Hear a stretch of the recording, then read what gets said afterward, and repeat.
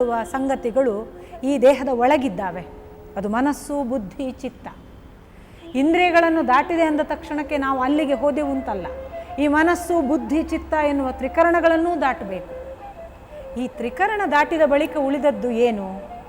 ಚಿತ್ತದ ಆಚೆಗೆ ಇರುವುದು ಜೀವ ಮತ್ತು ಆತ್ಮ ಮಾತ್ರ. ಈ ಜೀವ ಆತ್ಮವೂ ಸಮಾಗಮ ಆದಾಗ ಉಳಿಯೋದೇನು ಅಂತಂದರೆ ಆತ್ಮ ಮಾತ್ರ. ಅದನ್ನು ಪರಮಾತ್ಮ ಅಂತ ಕರೆಯಿತು. ಬೋಧನೆಯ ಹಾಗೆ ಕಾಣಿಸಿದರೆ ದಯವಿಟ್ಟು ಕ್ಷಮಿಸಬೇಕು.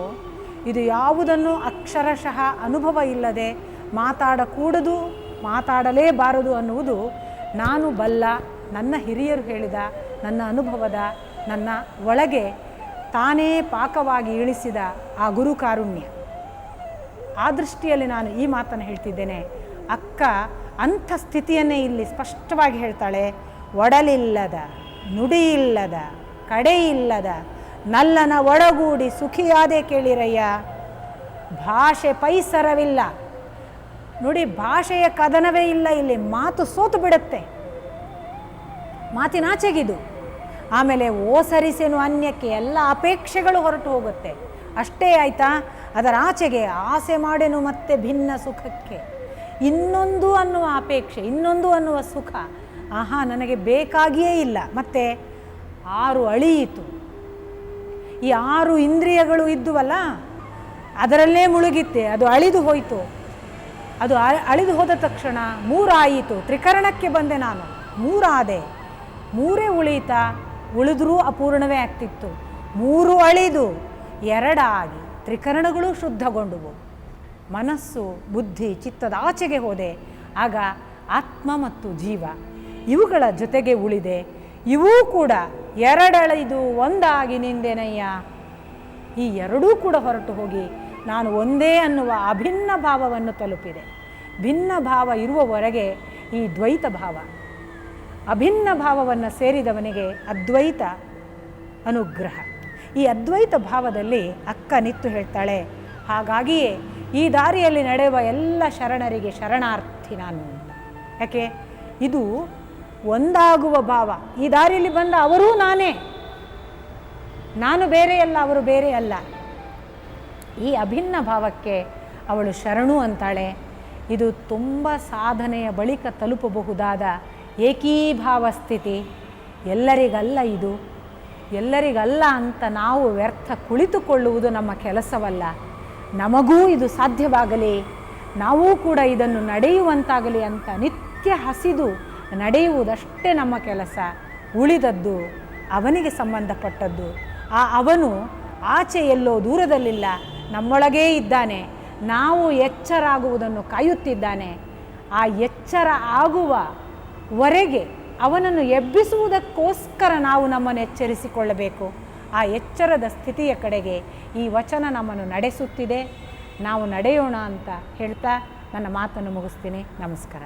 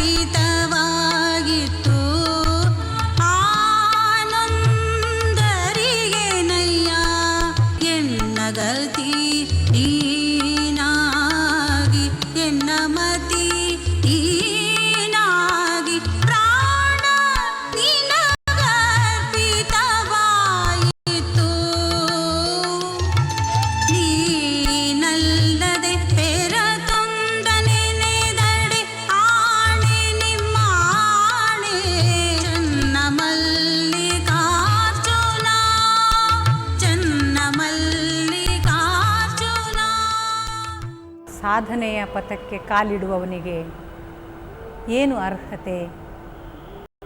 ಕುತೂಹಲ, ವಿಸ್ಮಯ, ಇದು ಸಾಕಾ? ನಮಗೆ ಎಷ್ಟೋ ಸಾರಿ ಕುತೂಹಲ ಆಗುತ್ತೆ. ಅವರು ದೊಡ್ಡವರಂತೆ, ಭಾರಿ ತಪಸ್ಸು ಮಾಡಿದ್ದಾರಂತೆ, ಅವರು ಸಾಧನೆಯಲ್ಲಿ ಬಹಳ ಹೆಸರುವಾಸಿ, ನಾವು ಒಮ್ಮೆ ಹೋಗಿ ನೋಡಿ ಬರೋಣ, ನಮಗೆ ಅನುಗ್ರಹ ಆಗಿದ್ದ ನೋಡೋಣ. ನಾವು ಎಲ್ಲಿದ್ದಾರೋ ಅಲ್ಲಿಗೆ ಹೋಗಿ ಬರ್ತೀವಿ. ಇದರ ಆಚೆಗೆ ಒಂದು ಅರ್ಹತೆ ಇದೆ. ಅದನ್ನು ಸಮರ್ಪಣೆ ಅಂತ ಪದೇ ಪದೇ ಬಳಸಲಾಗ್ತದೆ. ಈ ಸಮರ್ಪಣೆ ಅನ್ನುವ ಶಬ್ದಕ್ಕೆ ಸರೆಂಡರ್ ಅಂತ ಇಂಗ್ಲೀಷ್ನಲ್ಲಿ ಒಂದು ಶಬ್ದ. ತತ್ಸಮ ಹೌದು, ಆದರೆ ಯುದ್ಧದಲ್ಲೂ ಕೂಡ ಶರಣಾಗತಿಗೆ ಸರೆಂಡರ್ ಅಂತಾರೆ. ನಮ್ಮ ಸಮರ್ಪಣೆ ಕೊಡುವ ಅರ್ಥವನ್ನು ಶರಣಾಗತಿ ಕೊಡೋದಿಲ್ಲ. ಶರಣಾಗತಿ ಇನ್ನೂ ನನ್ನ ಕೈಯಲ್ಲಿ ಆಗೋದಿಲ್ಲ ಅಂದಾಗ ನಾವು ಕೈ ಚೆಲ್ಲಿ ಕಾಲಿಗೆ ನಮಸ್ಕರಿಸುವ ರೀತಿ, ಅದು ಒಂದು ಸೋತ ಭಾವ. ಸಮರ್ಪಣೆ ಸೋಲಿನಲ್ಲಿ ಹುಟ್ಟುವುದಲ್ಲ. ಅದಕ್ಕೇ ಆಧ್ಯಾತ್ಮದಲ್ಲಿ ಯಾರು ಮಾದರಿ ಅಂತ ಕೇಳಿದರೆ ಬುದ್ಧ ಮಾದರಿ, ಅಕ್ಕ ಮಹಾದೇವಿ ಮಾದರಿ. ಯಾಕೆ ಗೊತ್ತಾ? ಈ ಲೌಕಿಕದಲ್ಲಿ ಏನೋ ಸಿಗಲಿಲ್ಲ, ಅತೃಪ್ತಿ ಇದೆ, ನಮಗೇನೋ ಒಂಥರ ಸಂಪತ್ತಿಲ್ಲ, ಸೌಕರ್ಯಗಳಿಲ್ಲ, ಬಡತನ ಇದೆ, ಇಂಥ ದಾರಿದ್ರ್ಯದಲ್ಲಿ ನಾವೊಂದು ಕನಸು ಕಾಣಬಹುದು. ಈ ಎಲ್ಲ ದೇವ್ರ ಹತ್ರ ಹೋದರೆ ಪರಿಹಾರ ಆಗತ್ತೆ ಅಂತೆ. ಅದಕ್ಕೆ ನಾವು ದೇವ್ರ ಹತ್ರ ಹೋಗ್ತೀವಿ. ಅನೇಕ ಜನ ಈ ಥರದ ದಾರಿಯವರು ಇದ್ದಾರೆ. ಇಲ್ಲಿ ಏನೋ ನೋವಾಗಿದೆ, ಇಲ್ಲಿ ಮಕ್ಕಳನ್ನು ಕಳ್ಕೊಂಡಿದ್ದಾರೆ, ತಂದೆ ತಾಯಿ ಇಬ್ಬರೇ ಇದ್ದಾರೆ, ಅವ್ರಿಗೆ ಅನಿಸುತ್ತೆ ಏನು ಎಲ್ಲ ನಶ್ವರ, ಇಲ್ಲಿ ನಮ್ಮ ಮಕ್ಕಳಿಲ್ಲ, ನಮ್ಮವರು ಅನ್ನುವ ಬಂಧುಗಳಿಲ್ಲ, ನಾವು ದೇವ್ರ ಕಡೆಗೆ ಹೋದರೆ ಆಯಿತು. ಇದು ಒಂದು ಅತೃಪ್ತಿಯ ಭಾವದಿಂದ ದೇವರ ಕಡೆಗೆ ಹೋಗುವ ಒಂದು ಪಥ. ಇದು ಕಿಶೆಯಲ್ಲಿ ಹಣ ಇಲ್ಲದೆ ಇರುವವನು ಹಣಕ್ಕಾಗಿ ಲಾಟ್ರಿ ಟ್ರೈ ಮಾಡಿದ ಹಾಗೆ. ಆದರೆ ಲಾಟರಿಗೆ ಕನಿಷ್ಠ ₹1 ₹2 ಕೊಟ್ಟರೆ ಲಾಟ್ರಿ ಟಿಕೆಟ್ ಬರುತ್ತೆಯೇ ಹೊರತು ಕೋಟಿ ಗೆಲ್ಲುವವನು ಯಾವನೋ ಒಬ್ಬ. ಹಾಗಾಗಿ ಸಾಧ್ಯತೆಗಳು ಎಲ್ಲ ಕಡೆ ಕೋಟಿಗೊಬ್ಬ ಅನ್ನೋದು ಎಲ್ಲ ಜನಜನಿತ ಎಲ್ಲರಿಗೂ ಗೊತ್ತಿದೆ. ಆಧ್ಯಾತ್ಮದ ನಿಜವಾದ ಒಬ್ಬ ಜೆನ್ವಿನ್ ವ್ಯಕ್ತಿಗೂ ಕೂಡ ಪರಿಪೂರ್ಣತೆಯ ಸಾಧ್ಯತೆ ಕೋಟಿಗೊಬ್ಬನಿಗೆ, ಎಲ್ಲರಿಗೂ ಅಲ್ಲ. ಆದರೆ ಹೋಗುವ ಕಡೆಗೆ ಇರಬೇಕಾದ ನಿಜವಾದ ಹಸಿವಿನ ಅರ್ಹತೆಯ ಮಟ್ಟಿಗಾದರೂ ಈ ಲಾಟರಿ ಟಿಕೆಟ್ ಕೆಲಸ ಮಾಡೋದಿಲ್ಲ. ಬುದ್ಧನ ಹಾಗೆ ಸಂಪೂರ್ಣ ಎಲ್ಲವನ್ನೂ ಅನುಭವಿಸಿ, ರಾಜವೈಭವ, ರಾಜ ಸಂಪತ್ತು, ನಾಳೆ ಉತ್ತರಾಧಿಕಾರಿ ಅವನು. ಆದರೆ ಹೊರಗೆ ಬಂದಾಗ ಒಬ್ಬ ರೋಗಿ, ಒಂದು ಸಾವು, ಒಂದು ವೃದ್ಧಾಪ್ಯ, ಅವನಿಗೆ ಓಹ್ ಇಷ್ಟೇನಾ ಅಂತ ಆ ಕಡೆಗೆ ತಿರುಗಿಸಿ ಬಿಟ್ಟಿತು ನೋಡಿ. ಇದು ಒಂದು ಪರಿಪೂರ್ಣ ಸಮರ್ಪಣೆಯ ಹಸಿವಿನಿಂದ ಬಂದಿತ್ತು. ಒಂದು ಒಳ್ಳೆಯ ಪ್ರಶ್ನೆಯನ್ನು ಅಕ್ಕ ಕೇಳ್ತಾಳೆ, ತುಂಬ ಅದ್ಭುತವಾದ ವಚನ ಕೂಡ ನನ್ನ ಪ್ರಕಾರ. ಕಣ್ಣಿನಿಂದ ನೋಡಿ, ಕಿವಿಯಿಂದ ಕೇಳಿ, ಕೈಯಲ್ಲಿ ಮುಟ್ಟಿ ಮಾಡುವ ಸಮಾರಾಧನೆಯು ಸಮಾರಾಧನೆ ಅಷ್ಟೇ. ತನ್ನನಿತ್ತು ತುಷ್ಟಿ ಪಡೆಯುವವರನ್ನು ಎನಗೆ ತೋರ ಚನ್ನಮಲ್ಲಿಕಾರ್ಜುನ. ನಮ್ಮ ಸಮರ್ಪಣೆಗಳೆಲ್ಲ ಹೇಗೆ ಅಂದರೆ, ತುಂಬ ದುಡ್ಡಿದ್ದವರು ಲಕ್ಷ್ಮೀ ಪೂಜೆ ದಿವಸ ತಮ್ಮ ಒಂದಿಷ್ಟು ನೋಟಿನ ಕಟ್ಟನ್ನಿಟ್ಟು ಪೂಜೆ ಮಾಡೋದು, ನಾನೆಲ್ಲ ನಿನಗೆ ಅರ್ಪಿಸಿದ್ದೀನಿ ಅಂತ. ಮತ್ತೆ ಬಳಸೋದು ಅವರೇ, ನಿನಗೆ ಸಮರ್ಪಣೆ ಮಾಡಿದ್ದೀವಿ ಅಂತ ಹೇಳೋದಷ್ಟೇ. ಆಮೇಲೆ ತನಗೆ ತುಂಬ ಇಷ್ಟ ಆದ ಒಂದು ವ್ಯಾನನ್ನು ಪೂಜೆ ಮಾಡೋದು, ಇವತ್ತು ನಾನು ನಿನಗೋಸ್ಕರ ಈ ವ್ಯಾನ್ ತೊಗೊಂಡಿದ್ದೀನಿ, ಆಮೇಲೆ ಬಳಸೋದು ಅವರೇ. ಬೇಡ, ತುಂಬ ಗೌರವ ಇರುವ ಒಬ್ಬ ಗುರುವಿಗೆ ಕಾಣಿಕೆ ಕೊಡೋದು, ತಾನೇ ಒಂದು ವೆಹಿಕಲ್ ತೊಗೊಂಡು, ಇದು ಗುರುವಿಗೆ ಸಮರ್ಪಣೆ ಅಂತ. ಗುರುವಿಗೆ ಸಮರ್ಪಣೆ ಕೊಡೋದಕ್ಕೆ ಮಾಧ್ಯಮ ಯಾವುದು? ಒಂದು ವೆಹಿಕಲ್, ಅಥವಾ ತನ್ನಲ್ಲಿರುವ ₹1,00,000 ಕಟ್ಟನ್ನು ತೊಗೊಂಡೋಗಿ ಅವ್ರ ಪಾದಕ್ಕಿಟ್ಟು ನಮಸ್ಕರಿಸೋದು. ಸಮರ್ಪಣೆಯ ಒಂದು ರೀತಿ ಇದು. ತನ್ನ ಮೂಲಕ ತನ್ನಲ್ಲಿರುವ ಯಾವುದೋ ವಸ್ತುವನ್ನು ಕೊಟ್ಟು ಸಮರ್ಪಿಸಿಕೊಳ್ಳೋದು. ಇದೆಲ್ಲ ಏನಾಯಿತು? ಇಂದ್ರಿಯಗಳ ಸಮಾರಾಧನೆ ಆಯಿತು. ಅಕ್ಕ ಅದನ್ನೇ ಹೇಳ್ತಾಳೆ, ತನ್ನನೇ ಇತ್ತು ತುಷ್ಟಿ ಪಡೆಯುವವರನ್ನು ಎನಗೆ ತೋರ. ನಮ್ಮನ್ನು ನಾವು ಸಮರ್ಪಿಸಿಕೊಳ್ಳುವ ಒಂದು ಸಮಾರಾಧನೆ ಇದೆ. ದೇವನಿಗೆ ತನ್ನದೆಲ್ಲವನ್ನೂ ಸಮರ್ಪಿಸೋದು. ಹಾಗಾಗಿಯೇ ಮೊದಲು ದೇಹವನ್ನು ಸಮರ್ಪಿಸಬೇಕಾಗತ್ತೆ. ಅದಕ್ಕೇ ಅಲ್ಲಿ ಎಲ್ಲ ಲಿಂಗ ಸುಖಗಳ, ದೇಹ ಸುಖಗಳ ವಿವರಣೆ ಬರುತ್ತೆ. ಅರ್ಥ ಮಾಡಿಕೊಂಡವರಿಗೆ ಅದರ ಸೊಬಗು. ನಮ್ಮನ್ನು ಮೊದಲು ನಾವು ಒಪ್ಪಿಸಿಕೊಳ್ಳೋದು ದೇಹ ಮುಖಾಂತರ. ಯಾಕೆ ಹೇಳಿ? ದೇಹ ಅನ್ನೋದು ಈ ದೇವನಿರುವ ಮನೆ. ಇಲ್ಲೊಬ್ಬ ಎನರ್ಜಿ ಇದೆ, ಅದು ನಿರಂತರ ಚೈತನ್ಯವನ್ನು ಕಾಪಾಡಿಕೊಂಡಿದೆ. ಯಾವುದ್ರ ಮುಖಾಂತರ? ಈ ದೇಹದ ಮುಖಾಂತರ. ದೇಹ ತನ್ನನ್ನು ಓಪನ್ನೇ ಮಾಡ್ಕೊಳ್ಳೋದಿದ್ರೆ ಚೈತನ್ಯಕ್ಕೆ ಪ್ರವೇಶಿಕೆ ಇಲ್ಲ. ಚೈತನ್ಯಕ್ಕೆ ಪ್ರವೇಶ ಮಾಡಿಸಿಕೊಳ್ಳಬೇಕು ಅನ್ನುವವನು ಆ ಹೊರಗಿನ ಎನರ್ಜಿಗೆ ಒಳಗೆ ಬಾ ಅಂತ ತನ್ನನ್ನು ತೆರೆಸಿಕೊಡಬೇಕು. ಎಲ್ಲರಿಗೂ ಅನಿಸುತ್ತೆ ದೇಹ ಕೊಟ್ಟರೆ ಆಯಿತಾ? ಹಾಂ, ದೇಹ ಕೊಟ್ಟರೆ ಮುಗಿಯೋದಿಲ್ಲ. ಅದರ ಆಚೆಗಿನ ಚೈತನ್ಯ ಎಚ್ಚರಾಗುವವರೆಗೆ ತನ್ನನ್ನು ಅರ್ಪಿಸಿಕೊಳ್ಳಬೇಕು. ಎಲ್ಲಿಯವರೆಗೆ ಇಂದ್ರಿಯಾನುಭವವನ್ನು ದಾಟುವುದಿಲ್ಲೋ ಅಲ್ಲಿಯವರೆಗೆಲ್ಲ ಈ ಎನರ್ಜಿಯ ಜೊತೆಗೆ ದೈಹಿಕ ಸುಖಗಳೇ ಆಗ್ತಿವೆ. ಆತ್ಮರತಿ ಅಂತ ನಾನು ಹೇಳಿದೆ ನೋಡಿ, ಅದು ಸಂಭೋಗ ಸುಖ ಅಥವಾ ದೈಹಿಕ ಸುಖ ಕೊಡುವ ಸಂತೋಷವನ್ನೇ ಕೊಡುವ ಲೆವೆಲ್ನಲ್ಲೇ ಇರುತ್ತೆ. ದೇಹದ ಆಚೆಗೂ ಚೈತನ್ಯ ಎಂಟರ್ ಆಗುವವರೆಗೆ. ಅದಕ್ಕೇ ನೋಡಿ, ದೇಹದ ಆಚೆಗೆ ನಾವಿದ್ದೇವೆ ಅನ್ನೋದಕ್ಕೆ ತುಂಬ ಸುಂದರ ಉದಾಹರಣೆ. ನಾನೀಗ ಜೀವಂತ ಇದ್ದೇನೆ, ನೀವು ನನ್ನನ್ನು ವೀಣಾ ಅಂತೀರಿ. ನಾನು ಸತ್ತು ಇಲ್ಲಿ ಹೆಣವಾಗಿ ಬಿದ್ದೆ ಅಂತ ಇಟ್ಟುಕೊಳ್ಳಿ. ನೀವು ಯಾರೂ ಕೂಡ ವೀಣಾನನ್ನು ಎತ್ತಿ ಅಂತ ಹೇಳೋದಿಲ್ಲ, ಹೆಣ ಎತ್ತಿ ಅಂತ ಹೇಳ್ತೀರಿ. ವೀಣಾ ಹೊರಟು ಹೋಗಿ ಆಯಿತು. ವೀಣಾ ಹೊರಟು ಹೋಗುವುದಾದರೆ ಯಾರು? ಹಾಗಾದರೆ ಅಲ್ಲೊಂದು ಉಸಿರು. ಆ ಉಸಿರು ಕೂಡ ವೀಣಾ ಅಲ್ಲ ಅನ್ನುವ ಎಚ್ಚರ ಬೇಕು. ವೀಣಾ ಆ ಉಸಿರಿಗೆ, ಈ ಭೂಮಿಗೆ ಬಂದ ಬಳಿಕ ಉಸಿರಿಗೆ ತಂದೆ ತಾಯಿ ಕೊಟ್ಟ ಹೆಸರು ಮಾತ್ರ. ಅದು ವೀಣಾ ಕೂಡ ಅಲ್ಲ. ಅದು ಈ ಕಾಸ್ಮಿಕ್ಕಿನಲ್ಲಿ ನಿರಂತರವಾಗಿ ಇರುವ ಚೈತನ್ಯದ ಒಂದು ಅಂಶ. ಅದಕ್ಕೇ ಬ್ರಹ್ಮನಿಗೆ ಸಾಕ್ಷಾತ್ಕಾರವಾದ ಇನ್ನೊಂದು ರೂಪ ಇದ್ದರೆ ಅದು ಉಸಿರು ಅಂತ ಹೇಳಿದರು. ಷಣ್ಣೋಮಿತ್ರ ಉಪನಿಷತ್ನ ಶ್ಲೋಕದಲ್ಲಿ ಈ ಮಾತು ಇದೆ, ತ್ವಾಮೇವ ಪ್ರತ್ಯಕ್ಷಂ ಬ್ರಹ್ಮ ವದಿಷ್ಯಾಮಿ ಅಂತ. ನಮಸ್ತೆ ವಾಯೋ ತ್ವಮೇವ ಪ್ರತ್ಯಕ್ಷಂ ಬ್ರಹ್ಮಾಸಿ ತ್ವಾಮೇವ ಪ್ರತ್ಯಕ್ಷಂ ಬ್ರಹ್ಮ ವದಿಷ್ಯಾಮಿ ಅಂತ. ಓ ವಾಯುವೇ, ನಿನಗೆ ನಮಸ್ಕಾರ. ಅಷ್ಟಕ್ಕೆ ಮುಗಿಸೋದಿಲ್ಲ, ನೀನೇ ಪ್ರತ್ಯಕ್ಷ ಬ್ರಹ್ಮನಿದ್ದಿ. ಮತ್ತೆ ಅದನ್ನು ರಿಪೀಟ್ ಮಾಡ್ತಾರೆ. ರಿಪೀಟ್ ಯಾವಾಗ ಮಾಡೋದು ಅಂದರೆ ಹೆಚ್ಚು ಒತ್ತು ಹೇಳುವಾಗ, ಪುನರುಕ್ತಿಯಿಂದ ಅದನ್ನು ಮತ್ತಷ್ಟು ಸ್ಪಷ್ಟಪಡಿಸುವಾಗ ರಿಪೀಟ್ ಮಾಡ್ತಾರೆ. ಅಂಥ ಒಂದು ಕ್ರಮ. ತ್ವಾಮೇವ ಪ್ರತ್ಯಕ್ಷಂ ಬ್ರಹ್ಮ ವದಿಷ್ಯಾಮಿ. ನೀನೇ ಆ ಪ್ರತ್ಯಕ್ಷ ಬ್ರಹ್ಮ ಅಂತ ನಾನು ಘೋಷಿಸ್ತೇನೆ. ಈ ರಿಪೀಟ್ನಿಂದ ಹೇಳುತ್ತೆ, ಇಲ್ಲಿ ಇರುವ ನಮ್ಮ ಕಣ್ಣಿಗೆ ಕಾಣಿಸುವ ಚೈತನ್ಯ ರೂಪವಾದ ಬ್ರಹ್ಮ ಅನ್ನುವುದಿದ್ದರೆ ಅದು ಈ ಉಸಿರು. ಅದು ಹೊರಟು ಹೋದರೆ ಚೈತನ್ಯ ಇಲ್ಲವಾಗ್ತಿದೆ. ಹಾಗಾಗಿ ಈ ಜಗತ್ತನ್ನು ನಡೆಸುವ ಚೈತನ್ಯ ಆ ಬ್ರಹ್ಮನಾದರೆ, ಈ ದೇಹ ಜಗತ್ತನ್ನು ನಡೆಸುವ ಚೈತನ್ಯ ಈ ವಾಯು ಎಂಬ ಬ್ರಹ್ಮ. ಅಂಥ ದೇಹವನ್ನು ಪ್ರವೇಶಿಸಬೇಕಂತಾದರೆ ಈ ಪ್ರಾಣವನ್ನು ಅರ್ಪಿಸಿಕೊಳ್ಳಬೇಕು ಅನ್ನುವ ಸಮರ್ಪಣೆಯವರೆಗೆ ನಾವು ಹೋಗಬೇಕು.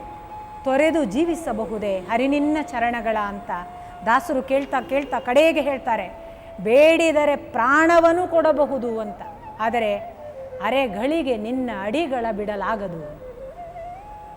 ಎಲ್ಲ ಕೊಡಬಹುದು, ಹೆಂಡತಿ ಕೊಡಬಹುದು, ಮಕ್ಕಳನ್ನು ಕೊಡಬಹುದು, ಎಲ್ಲ ಕೊಡಬಹುದು. ಎಲ್ಲಿವರೆಗೆ ಕೊಡಬಹುದು ಅಂದರೆ ಈ ಪ್ರಾಣ ಕೂಡ ನಿನಗೆ ಕೊಡಬಹುದು ಅಂತ. ತುಂಬ ಸುಂದರವಾಗಿ ಸಮರ್ಪಣೆಯ ಪರಾಕಾಷ್ಠೆಯ ಅನುಭವ ಅದು. ಅಂಥ ಒಂದು ಸಮರ್ಪಣಾ ಭಾವದಿಂದ ಅಕ್ಕ ತನ್ನನ್ನು ಅರ್ಪಿಸಿಕೊಂಡೂ ಕೂಡ ಒಳಗೊಳಗೆ ಒದ್ದಾಡ್ತಾಳೆ. ಸಮರ್ಪಣೆ ಅಪೂರ್ಣ ಆಗಿಬಿಟ್ರೆ, ತನ್ನಲ್ಲಿ ಎಲ್ಲೋ ಮತ್ತೆ ಸಮರ್ಪಿತವಲ್ಲದ ಭಾಗ ಉಳಿದು ಬಿಟ್ಟರೆ, ಪ್ರಾಣ ಕೊಟ್ಟು ಇನ್ನೂ ಉಳಿಬಹುದು, ಏನೋ ಗೊತ್ತಿಲ್ಲ ನನಗೆ. ನನ್ನ ಸಮರ್ಪಣೆ ಎಲ್ಲಿಯಾದರೂ ಅಪೂರ್ಣವಾಗಿದ್ದರೆ ಅದು ನನ್ನ ತಪ್ಪಲ್ಲ, ನೀನು ಅದಕ್ಕೆ ಹೊಣೆ. ಎನಗೂ ಆಣೆ ರಂಗ ನಿನಗೂ ಆಣೆ, ಎನ್ನ ನೀನು ಸಲಹದಿದ್ದರೆ ಭಕ್ತರಾಣೆ, ನಿನ್ನ ನಾನು ನೆನೆಯದಿದ್ದರೆ ಎನಗೆ ಆಣೆ ರಂಗ ನಿನಗೆ ಆಣೆ ಅಂತ ದಾಸರು ಹೇಳಿದ್ದು. ಒಂದು ಪ್ರಮಾಣ ಇದು. ನಾನು ನಿನ್ನನ್ನು ನೆನೆತೀನಿ, ನೀನು ನನ್ನನ್ನು ಸಲಹಬೇಕು. ಒಂದು ಮ್ಯೂಚುವಲ್ ಕಾಂಟ್ರ್ಯಾಕ್ಟ್ ಇದು. ನೀನು ನನ್ನನ್ನು ಬಿಡುವ ಹಾಗಿಲ್ಲ, ನಾನು ನಿನ್ನನ್ನು ಬಿಡುವ ಹಾಗಿಲ್ಲ. ನಾನು ಒಂದರೆ ಕ್ಷಣ ಬಿಟ್ಟರೆ ನೀನು ದಂಡಿಸು, ಆದರೆ ನೀನು ಒಂದರೆ ಕ್ಷಣ ನನ್ನನ್ನು ಸಲಹದಿದ್ದರೆ ಇಷ್ಟು ಜನ ಭಕ್ತರ ಆಣೆ ನಿನ್ನ ಮೇಲಿದೆ. ಪರಸ್ಪರ ಹೊಣೆಗಾರಿಕೆ. ಪ್ರೀತಿ ಅದಕ್ಕೆ ದೊಡ್ಡ ಹೊಣೆಗಾರಿಕೆಯ ಕೆಲಸ. ಸಮರ್ಪಣೆ ಅದಕ್ಕೋಸ್ಕರವೇ ಬಹಳ ದೊಡ್ಡ ಜವಾಬ್ದಾರಿಯ ಕೆಲಸ. ನಾವು ಸುಮ್ಮನೆ ತುಳಸಿ ದಳ ಅರ್ಪಿಸಿ ಬಾಳೆಹಣ್ಣು ಇಟ್ಟಲ್ಲಿ ಸಮರ್ಪಣೆ ಆಗೋದಿಲ್ಲ. ಬಾಳು ಎಂಬ ಹಣ್ಣನ್ನು ಇಡಬೇಕು.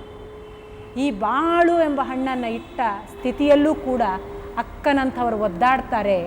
ನನ್ನ ಸಮರ್ಪಣೆ ಅಪೂರ್ಣವಿದ್ದರೆ ನೀನೇ ಸಲಹಬೇಕು, ನೀನು ಸಲಹದಿದ್ದರೆ ಅದು ನಿನಗೆ ಆಣೆ. ಅದನ್ನೇ ಹೇಳ್ತಾಳೆ, ಕಾಯ ಮೀಸಲಾಗಿ ನಿನಗರ್ಪಿತವಾಯಿತ್ತು. ನಾನು ನನ್ನ ದೇಹ ಕೊಟ್ಟಿದ್ದೇನೆ ನಿನಗೆ. ಕರಣ ಮೀಸಲಾಗಿ ನಿನಗರ್ಪಿತವಾಗಿತ್ತು. ಎಲ್ಲ ಇಂದ್ರಿಯಗಳನ್ನು ಕೊಟ್ಟಿದ್ದೇನೆ ನಾನು ನಿನಗೆ. ಆನು ಒಂದನೂ ಅರಿಯನಯ್ಯ, ನನಗೆ ಗೊತ್ತಿಲ್ಲ, ಕೊಡದೇ ಇದ್ದರೂ ನನಗೆ ಗೊತ್ತಿಲ್ಲ, ನಾನು ಕೊಟ್ಟಿದ್ದೇನೆ. ಎನ್ನ ಗತಿ ನೀನಾಗಿ, ನಾನು ನಡೀತಿಲ್ಲ, ನೀನೇ ನನ್ನ ಗತಿ. ಗತಿ ಅಂದರೆ ನಡೆ. ಎನ್ನ ಮತಿ ನೀನಾಗಿ, ನಡೆಸುವವನೂ ನೀನಾಗಿ. ಪ್ರಾಣ ನಿನಗರ್ಪಿತವಾಯಿತು. ಏ ಚನ್ನಮಲ್ಲಿಕಾರ್ಜುನ, ನಾನು ಪ್ರಾಣ ಕೂಡ ಕೊಟ್ಟಿದ್ದೇನೆ ನಿನಗೆ. ಒಂದೊಮ್ಮೆ ನೀನಲ್ಲದ ಪೆರತೊಂದ ನೆನೆದಡೆ, ನಾನು ಒಂದು ವೇಳೆ ನಿನ್ನನಲ್ಲದೆ ಬೇರೊಂದನ್ನು ಎಣಿಸಿದರೆ ಆಗ ಆಣೆ ನಿಮ್ಮಾಣೆ ಚನ್ನಮಲ್ಲಿಕಾರ್ಜುನ. ಅವಳು ಪ್ರಾಮಿಸ್ ಮಾಡ್ತಾಳೆ, ನಾನು ನೆನೆಯೋದಿಲ್ಲ. ನೀವು ನಿಲ್ಲಿಸಿ ನಾನು ಬೇರೆ ಕಡೆಗೆ ಸೆಳೆದುಕೊಳ್ಳದಂತೆ ತಡೆಯಬೇಕು. ದೇವ ಮಾರ್ಗದಲ್ಲಿ ಸಕಲ ಆಕರ್ಷಣೆಗಳೂ ಇದ್ದಾವೆ. ಇದಕ್ಕಿಂತ ಈ ಲೌಕಿಕಕ್ಕೆ ನಮ್ಮನ್ನು ಸೆಳೆಯಬಹುದಾದದಕ್ಕಿಂತಲೂ ಬಲಿಷ್ಠವಾದ ಆಕರ್ಷಣೆಗಳಿದ್ದಾವೆ. ಸಂಮೋಹಿನಿ ವಿದ್ಯೆ ಬರುತ್ತೆ, ವಶೀಕರಣ ವಿದ್ಯೆ ಇದೆ. ನಿಮಗೆ ಬೇಕಾದಂಥ ಸಕಲ ಶಕ್ತಿ ನಿಮ್ಮ ಕೈವಶ ಆಗುತ್ತೆ. ಅಲ್ಲಿಯೂ ಪುರುಷ ಆಕರ್ಷಣೆ ಬರುತ್ತೆ. ಅಲ್ಲಿ ಕೂಡ ನಿಮಗೆ ಬೇಕಾದಂಥ ಸಂಪತ್ತನ್ನು ಪಡೆಯುವ ಸೌಭಾಗ್ಯ ಬರುತ್ತೆ. ಎಲ್ಲಿಯಾದರೂ ಆಕರ್ಷಣೆಗೆ ಒಳಗಾದರೆ ಸಮರ್ಪಣೆ ಅಪೂರ್ಣ ಆಗುತ್ತೆ. ಎಲ್ಲ ಆಕರ್ಷಣೆಗಳಿಂದಲೂ ಮುಕ್ತನನ್ನಾಗಿ ಮಾಡಬೇಕು ಯಾರು? ನಾನು ನಿನ್ನ ಕಡೆಗೆ ಹೊರಟವ, ನೀನು ಮಾಡಬೇಕು. ಆ ಕೆಲಸ ನಿನ್ನಿಂದಲೇ ಆಗಬೇಕು ಅನ್ನುವ ವಚನದೊಂದಿಗೆ, ವಚನ ಅನ್ನುವುದಕ್ಕೆ ಪ್ರಮಾಣ ಅಂತ ಅರ್ಥ ಇದೆ, ಬರೇ ಮಾತು ಅಂತಲ್ಲ. ಅವನು ವಚನ ಕೊಟ್ಟಿದ್ದಾನೆ. ಪ್ರತಿ ವಚನಗಳು ನಮಗೆ ಕೊಟ್ಟಿರುವ ಪ್ರಮಾಣಗಳು ಶರಣರು. ಇದು ಪ್ರಮಾಣ, ಬರೆಯ ಮಾತಲ್ಲ. ಅಷ್ಟು ಸಂಕಲ್ಪದಿಂದ ನುಡಿದ ಅಕ್ಕನ ಪ್ರಮಾಣಗಳು ವಚನ ರೂಪವಾಗಿ ನಮ್ಮ ಜೊತೆಗಿವೆ. ಆ ಪ್ರಮಾಣಗಳ ಸಾಕ್ಷಿಯಾಗಿ ನಾವು ನಡೆಯುವುದಕ್ಕೆ ಅವು ನಮಗೆ ಆಧಾರಗಳಾಗಿ ನಮ್ಮ ಜೊತೆಗೆ ಇರುತ್ತವೆ. ಇರಲಿ ಅಂತ ಪ್ರಾರ್ಥಿಸ್ತಾ ನನ್ನ ಮಾತನ್ನು ಮುಗಿಸ್ತೀನಿ. ನಮೋ ನಮಃ.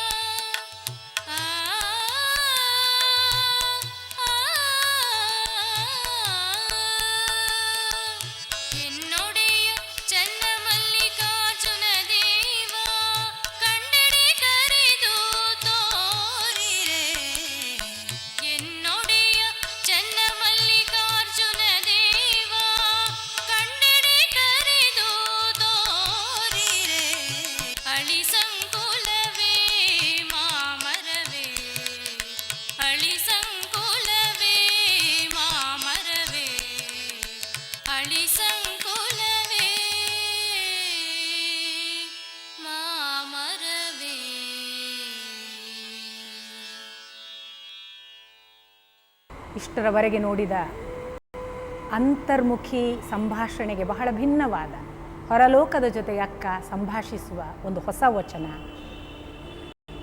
ನಾವು ಸಾಹಿತ್ಯ ವಿದ್ಯಾರ್ಥಿಗಳು ಅನೇಕ ಸಾಹಿತ್ಯ ಓದುವ ಸಂದರ್ಭದಲ್ಲಿ ನಮಗೆ ಸ್ಪಷ್ಟವಾಗಿ ಗೊತ್ತಿದೆ, ನಾವು ಪಕ್ಷಿಗಳನ್ನು ವರ್ಣಿಸ್ತೇವೆ, ಪ್ರಾಣಿಗಳನ್ನು ವರ್ಣಿಸ್ತೇವೆ, ಸುತ್ತಮುತ್ತ ಕಾಣುವ ಪ್ರಕೃತಿಯೆಲ್ಲ ನಮ್ಮ ವರ್ಣನೆಯ ಒಂದು ಅವಯವದ ಹಾಗೆ ಸಾಹಿತ್ಯದಲ್ಲಿ ಪರಿಪಾಠವಾಗಿ ನಮ್ಮ ಜೊತೆಗಿದೆ. ನಾವು ಯಾವುದೇ ವಿಶೇಷ ಸಾಹಿತ್ಯ ತಗೊಳ್ಳಿ, ನದಿಯಲ್ಲಿ ವರ್ಣನೆಯ ಭಾಗ, ಒಂದು ಒಳ್ಳೆಯ ಕುಹು ಕುಹು ಕೂಗುವ ಕೋಗಿಲೆ ಇಲ್ಲಿರುವ ಯಾವುದೋ ಪ್ರೇಮಿಗಳನ್ನು ಎಚ್ಚರಿಸುವ ಒಂದು ಸಂಕೇತ, ಅಲ್ಲಿ ವಸಂತವನ್ನು ನೆನಪಿಸುವ ಋತು, ಇಲ್ಲಿರುವ ಸಮಾಗಮವನ್ನು, ಮಿಲನವನ್ನು ಅಪೇಕ್ಷೆ ಪಡುವ ಕಾಮಿಗಳ ಒಂದು ಒಳ್ಳೆಯ ಪ್ರಾಂಗಣ, ಅಥವಾ ನಮಗೆ ಏನೆಲ್ಲ ನಮ್ಮ ಸುಖವನ್ನು ಹಿಗ್ಗಿಸುವುದಕ್ಕೆ ಪೂರಕವಾದ ಇನ್ನಿತರ ಅಂಶಗಳು ಬೇಕಾದರೆ ನಾವು ತಕ್ಷಣಕ್ಕೆ ವಾಲಿಕೊಳ್ಳೋದು ಪ್ರಕೃತಿಯ ಕಡೆಗೆ, ಮರಗಿಡಗಳ ಕಡೆಗೆ, ಅಲ್ಲಿಯ ನದಿಯ ಕಡೆಗೆ, ಸಮುದ್ರದ ಕಡೆಗೆ. ಸೊಗಸಾದ ಬೆಟ್ಟ ಪರ್ವತಗಳೆಲ್ಲವೂ ಕೂಡ ವರ್ಣನೆಯ ಒಂದು ಅಂಶವಾಗಿ ಪ್ರತಿ ಸಾಹಿತಿಯಲ್ಲಿ ನಮ್ಮ ಜೊತೆಗೆ ಪರಂಪರೆಯ ರೂಪದಲ್ಲಿ ಬೆಳೆದು ಬಂದಿದೆ. ವಾಸ್ತವಿಕ ವರ್ಣನೆ ಯಾರು ಮಾಡ್ತಾರೆ? ಯಾರಿಗೆ ಭೋಗದ ಮನಸ್ಸು ಇದೆಯೋ ಅವರೆಲ್ಲ ಅದನ್ನು ವರ್ಣಿಸ್ತಾರೆ. ನಮಗೆ ಸುಂದರ ಕಾಣುವುದು ಯಾವಾಗ? ನಮಗೆ ಇಷ್ಟವಾದಾಗ. ನಾವು ಇಷ್ಟಪಡುವುದು ಯಾವಾಗ? ನಮ್ಮ ಮನಸ್ಸಿನಲ್ಲಿ ಭೋಗಾಕಾಂಕ್ಷೆ ಇದ್ದಾಗ. ಭೋಗಾಕಾಂಕ್ಷೆ ಇಲ್ಲದವನಿಗೆ ಪಕ್ಷಿ ಸುಂದರವಾಗಿ ಕಾಣಿಸ್ಲಿಕ್ಕಿಲ್ಲ, ಅಥವಾ ನದಿ ಹರಿಯುವ ಒಂದು ನೀರಾಗಿ ತನ್ನನ್ನು ತೊಳೆಯುವ ತಾಯಿಯಾಗಿ ಕಾಣಿಸಲಿಕ್ಕೆ ಸಾಧ್ಯ. ಇದು ಬಿಟ್ಟರೆ ನಮ್ಮ ಒಳಗೆ ಇರುವ ನಮ್ಮ ಅಂತರಂಗದ ಜಗತ್ತು ಎಚ್ಚರ ಆದವನಿಗೆ ಪ್ರಕೃತಿ ಕಾಣಿಸುವ ರೀತಿ ತುಂಬ ವಿಶಿಷ್ಟವಾಗಿದೆ. ಮತ್ತು ಹಾಗಾಗಿಯೇ ನಾನು ಇಲ್ಲಿ ಸ್ಪಷ್ಟಪಡಿಸಬೇಕು, ಯಾವ ವಚನಗಳಲ್ಲೂ ಕೂಡ ನಿಮಗೆ ಸ್ತ್ರೀಯನ್ನು, ನದಿಯನ್ನು, ಪಕ್ಷಿ ಪ್ರಾಣಿಗಳನ್ನು, ಬೆಟ್ಟಗಳನ್ನು ವರ್ಣಿಸುವ ಒಂದೇ ಒಂದು ವಚನ ಸಿಗೋದಿಲ್ಲ. ಇದು ಬಹಳ ವಿಶೇಷ ಅಂಶ. ವರ್ಣನೆಯ ಅಂಶ ನಮ್ಮಲ್ಲಿ ಮಾಯವಾಗಬೇಕಾದ್ರೆ ಭೋಗಾಲಾಸೆ ಹೋಗಬೇಕು. ಭೋಗಲಾಲಸೆ ಹೋಗದಲ್ಲದೆ ನಮಗೆ ಇದು ಇನ್ನೊಂದು ರೀತಿಯಿಂದ ತೆರೆದುಕೊಳ್ಳೋದಕ್ಕೆ ಸಾಧ್ಯ ಇಲ್ಲ. ಅಕ್ಕ ಮಹಾದೇವಿಗೆ ಎಷ್ಟು ಅದ್ಭುತವಾಗಿದೆ ಅಂತಂದರೆ, ಅವಳು ಅಣ್ಣನ ಹತ್ರ, ಅಕ್ಕನ ಹತ್ರ ಅಂತ ಪುರುಷ ಸಂಬಂಧ ಮತ್ತು ಸ್ತ್ರೀ ಸಂಬಂಧಗಳನ್ನು ಅಣ್ಣ ಅಕ್ಕ ಅಂತ ರಕ್ತ ಸಂಬಂಧಗಳಾಗಿ ಮಾರ್ಪಡಿಸಿಕೊಳ್ತಾಳೆ. ಅದು ಮಾರ್ಪಾಟು ಕೂಡ ಕಾನ್ಷಿಯಸ್ ಎಫರ್ಟ್ ಅಲ್ಲ, ದಯವಿಟ್ಟು ಭಾವಿಸಬೇಕು. ಚನ್ನಮಲ್ಲಿಕಾರ್ಜುನ ಈ ಜಗತ್ತಿಗೆಲ್ಲ ದೇವರು, ಅವನು ಈ ಜಗತ್ತಿನ ಗಂಡ ಅಂತ ತೀರ್ಮಾನ ಮಾಡಿದ ಅಕ್ಕನಿಗೆ ನ್ಯಾಚುರಲಿ ಇಲ್ಲಿರುವ ಎಲ್ಲ ಪುರುಷರು ಮತ್ತು ಸ್ತ್ರೀಯರು ರಕ್ತ ಸಂಬಂಧಿಗಳಾಗಿಯೇ ಮಾರ್ಪಾಟಾಗಬೇಕು. ಯಾಕೆ ಹೇಳಿ? ಅವರು ಅವನ ತಂದೆ, ಇಲ್ಲಿರುವ ಎಲ್ಲರ ತಂದೆ. ಇಲ್ಲಿರುವ ಎಲ್ಲರ ತಂದೆ ಅವನು ಆಗಿರುವಾಗ ಮತ್ತು ಅವನನ್ನು ನಾನು ನಂಬಿರುವಾಗ ನನಗೆ ಇಲ್ಲಿರುವ ಪ್ರತಿಯೊಬ್ಬರು ಅಣ್ಣ ಆಗ್ತಾರೆ, ಅಕ್ಕ ಆಗ್ತಾರೆ, ಅಮ್ಮ ಆಗ್ತಾರೆ. ಹಾಗಲ್ಲದೆ ಇನ್ನೊಂದು ಸಾಧ್ಯತೆಯೇ ಕಾಣಿಸೋದಿಲ್ಲ ಅಂತ. ಕಾನ್ಷಿಯಸ್ ಎಫರ್ಟ್ ಅಲ್ಲ ಅಂತ ನಾನು ಅದಕ್ಕೆ ಹೇಳಿದೆ. ಅನ್ಕಾನ್ಷಿಯಸ್ಲಿ ಇಟ್ ಬಿಕಮ್ಸ್ ಅಂತ. ನೀವು ಮಗುವಾಗ್ತೀರಿ, ತಂಗಿ ಆಗ್ತೀರಿ, ಅಥವಾ ಮಗುವಾಗುವುದರಿಂದ ಅಲ್ಲಿಯ ಸ್ತ್ರೀ ತಾಯಿ ಆಗ್ತಾಳೆ, ಇನ್ನೊಬ್ಬ ಅಣ್ಣ ಆಗ್ತಾನೆ, ಇನ್ನೊಬ್ಬ ಅಕ್ಕ ಆಗ್ತಾನೆ. ಯಾಕಂದರೆ ಆ ದೇವರ ಮಗು ನಾನು. ಇದನ್ನು ನಾನು ತುಂಬ ಕಷ್ಟಪಟ್ಟು ಹೇಳ್ತಿದ್ದೀನಿ. ಯಾಕಂದರೆ ಮಗು ಆಗೋದು ಅಂದರೆ ಏನು? ಮಗು ಆಗುವುದೂ ಕೂಡ ನಿಜಕ್ಕೂ ಅದು ಕೂಡ ಕಾನ್ಷಿಯಸ್ ಎಫರ್ಟ್ ಅಲ್ಲ. ಇವೆಲ್ಲವೂ ಒಂದು ಟ್ರಾನ್ಸ್ಫಾರ್ಮೇಷನ್ನಿನ ದಾರಿಯಲ್ಲಿ ನಮ್ಮಲ್ಲಿ ನಡೆಯುವ, ನಾವು ಒತ್ತಾಯಪಡಿಸದೆ ಸಂಭವಿಸುವ ಘಟನೆಗಳು. ಹಾಗೆ ಆಗಿಬಿಡ್ತೀವಿ ನಾವು. ಹಾಗಾಗಿ ನಮಗೆ ಯಾರನ್ನು ಬೇರೆ ಥರ ನೋಡೋಕ್ಕಾಗೋದಿಲ್ಲ. ಈ ದೃಷ್ಟಿಯಲ್ಲಿ ಅಕ್ಕ ಮಹಾದೇವಿ ತನ್ನ ಅಣ್ಣನ ಜೊತೆಗೆ, ತನ್ನ ಅಕ್ಕನ ಜೊತೆಗೆ, ತನ್ನ ಅವ್ವನ ಜೊತೆಗೆ ಎಲ್ಲ ತುಂಬ ಅದ್ಭುತವಾಗಿ ಸಂವಹನ ಮಾಡಿದ್ದಾಳೆ. ಆದರೆ ಗಮ್ಮತ್ತು ಅಂತಂದರೆ, ಅವಳು ತನ್ನ ಅಂತರಂಗದ ವಿಶೇಷ ಅನುಭವಗಳನ್ನು ಅವರ ಹತ್ರ ಹಂಚಿಕೊಂಡಿದ್ದಾಳೆ ಹೊರತು ತನಗೆ ಚನ್ನಮಲ್ಲಿಕಾರ್ಜುನ ಕಾಣಿಸದೇ ಇದ್ದಾಗ, ತನ್ನ ಚನ್ನಮಲ್ಲಿಕಾರ್ಜುನ ಎಲ್ಲೋ ತಪ್ಪಿ ಹೋಗಿದ್ದಾನೆ ಅಂತ ಹುಡುಕಾಡುವಾಗ ಅವಳು ಯಾರನ್ನು ಕೇಳೋದು ಅಂತಂದರೆ, ಸಕಲ ಪ್ರಾಣಿ ಪಕ್ಷಿ ಜಗತ್ತನ್ನು, ಮನುಷ್ಯರನ್ನಲ್ಲ. ಯಾಕೆ ಅಂದರೆ ಮನುಷ್ಯರಿಗೆ ಒಂದು ಲಿಮಿಟೇಷನ್ ಇದೆ, ದೇವನನ್ನು ಗ್ರಹಿಸಲಾಗದ ಲಿಮಿಟೇಷನ್. ಅದು ಮನುಷ್ಯ ಇನ್ಕಂಪ್ಲೀಟ್. ಆ್ಯಕ್ಚುಲಿ ಪೂರ್ಣಮದ ಪೂರ್ಣಮಿದಂ, ಅದೂ ಪೂರ್ಣ ಇದೂ ಪೂರ್ಣ ಅಂತ ಬಂದರೆ ನೀವು ಪುರುಷ ಪೂರ್ಣನಾದ ಹಾಗೆ ಪ್ರಕೃತಿ ಪೂರ್ಣ. ಪುರುಷನ ಎಲ್ಲ ಭಾವಗಳು ಪ್ರಕೃತಿಗೆ ಅರ್ಥ ಆಗುತ್ತೆ. ಪುರುಷನ ಎಲ್ಲ ಸಂವಹನಗಳು ಪ್ರಕೃತಿಯ ಜೊತೆಗೆ ಸಂವಹನ ಆಗ್ತವೆ. ಮಧ್ಯೆ ಇರುವ ನಾವಿದ್ದೇವಲ್ಲ, ನಾವು ಅತಂತ್ರರು. ನಾವು ಒಂದೋ ಪ್ರಕೃತಿ ಆಗಬೇಕು, ಇಲ್ಲ ನಾವು ಪುರುಷ ಆಗಬೇಕು. ಆಗ ಮಾತ್ರ ನಮಗೆ ಸಂವಹನ ಸಾಧ್ಯ. ನಾವು ಇದೆರಡು ಆಗದೇ ಇರುವವರೆಗೆ ನಮಗೆ ಇವು ಯಾವುದು ಅರ್ಥ ಆಗೋದಿಲ್ಲ. ಹಾಗಾಗಿಯೇ ಅಕ್ಕ ಇದೂ ಕೂಡ ಒಂದು ಅಂದರೆ ಇಂಟೆನ್ಷನಲ್ಲಿ ಕಾನ್ಷಿಯಸ್ ನೋಯಿಂಗ್ಲಿ ಡನ್ ವ್ಯವಸ್ಥೆ. ತನಗೆ ಗೊತ್ತಿದ್ದು ಮಾಡಿದ್ದು ಅಕ್ಕ. ಯಾರ್ಯಾರನ್ನು ಕೇಳೋದಿಲ್ಲ ಅವಳು, ಪಕ್ಷಿಗಳನ್ನು ಕೇಳ್ತಾಳೆ. ನೋಡಿ, ಇನ್ನೊಂದು ವಚನ ಇದೆ, ಚಿಲಿಮಿಲಿ ಎಂದೋದುವ ಗಿಣಿಗಳಿರ ನೀವು ಕಾಣಿರೆ, ನೀವು ಕಾಣಿರೆ. ಸರವೆತ್ತಿ ಪಾಡುವ ಕೋಗಿಲೆಗಳಿರ ನೀವು ಕಾಣಿರೆ, ನೀವು ಕಾಣಿರೆ. ಎರಗಿ ಬಂದಾಡುವ ತುಂಬಿಗಳಿರ ನೀವು ಕಾಣಿರೆ, ನೀವು ಕಾಣಿರೆ. ಕೊಳನ ತಟ್ಟಿಯೊಳಾಡುವ ಹಂಸೆಗಳಿರ ನೀವು ಕಾಣಿರೆ, ನೀವು ಕಾಣಿರೆ. ಗಿರಿಗುಪ್ಪರದೊಳ ಆಡುವ ನವಿಲುಗಳಿರ ನೀವು ಕಾಣಿರೆ, ನೀವು ಕಾಣಿರೆ. ಎನ್ನ ದೇವ ಚನ್ನಮಲ್ಲಿಕಾರ್ಜುನ ಎಲ್ಲಿಹನು ಎಂದು ನೀವು ಹೇಳಿರೆ, ನೀವು ಹೇಳಿರೆ. ಅಕ್ಕ ಮಹಾದೇವಿಗೆ ತುಂಬ ಕಾನ್ಫಿಡೆನ್ಸ್. ನನ್ನನ್ನು ಈಗ ಆ ದೇವನ ಕಡೆಗೆ ಒಯ್ಯಬಲ್ಲ ತಾಕತ್ತಿದ್ದರೆ ಈ ಪ್ರಕೃತಿಗೆ ಇದೆ, ಇಲ್ಲಿರುವ ಜನಸಾಮಾನ್ಯರಿಗಿಲ್ಲ. ಅವರೇನಿದ್ರೂ ನನ್ನ ಸಂವಹನದ ಒಂದು ಮಾಧ್ಯಮ ಮಾತ್ರ, ನನ್ನ ಸಂವಹನವನ್ನು ಹಂಚಿಕೊಳ್ಳಬಲ್ಲವರು ಮಾತ್ರ. ಅವರು ದಾರಿ ತೋರಿಸುವ ಮಾರ್ಗದರ್ಶಕರಾಗಲಿಕ್ಕಿಲ್ಲ. ಮಾರ್ಗದರ್ಶನ ನೀಡುವ ಸಾಧ್ಯತೆ ಇದ್ದರೆ ಈ ಪೂರ್ಣತ್ವದ ಅನುಭವವನ್ನು ತಾನೂ ಅನುಭವಿಸಬಲ್ಲ ಈ ಪಕ್ಷಿ ಮಾತ್ರ. ನೋಡಿ, ಯೋಗ ಮಾರ್ಗದಲ್ಲಿ ಒಂದು ನಿರ್ದಿಷ್ಟ ಅವಸ್ಥೆಯನ್ನು ದಾಟಿದವನು ಸಕಲ ಪ್ರಾಣಿ ಪಕ್ಷಿಗಳ ಜೊತೆಗೆ ಸಂವಹನ ಮಾಡಬಲ್ಲ.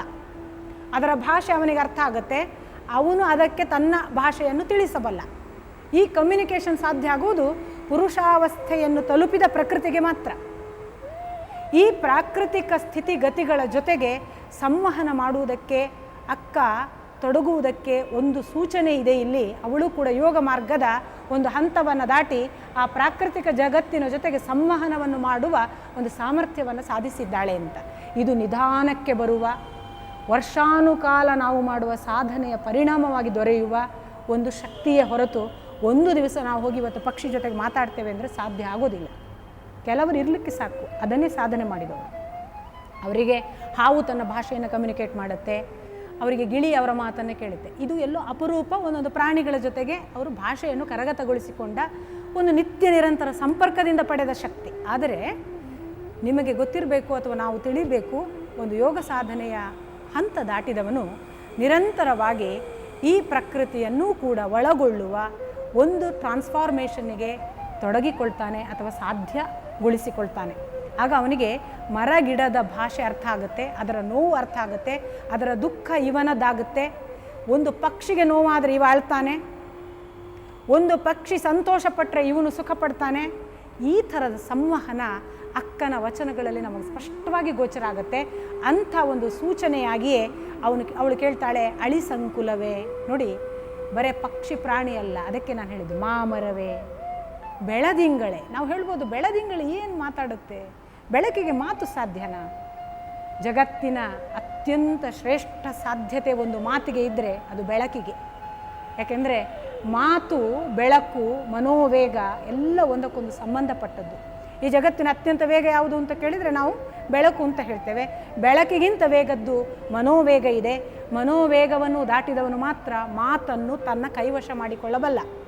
ಆಗ ಮಾತು ನಾವು ನೀವು ಆಡುವ ಈ ನಾಲಿಗೆಯ ಸ್ಪರ್ಶಕ್ಕೆ ಹುಟ್ಟಿಕೊಂಡ ಶಬ್ದ ಅಲ್ಲ, ಅದು ಅನಾಹತ ನಾದ, ಘರ್ಷಣೆ ಇಲ್ಲದೆ ಹುಟ್ಟಿದ್ದು.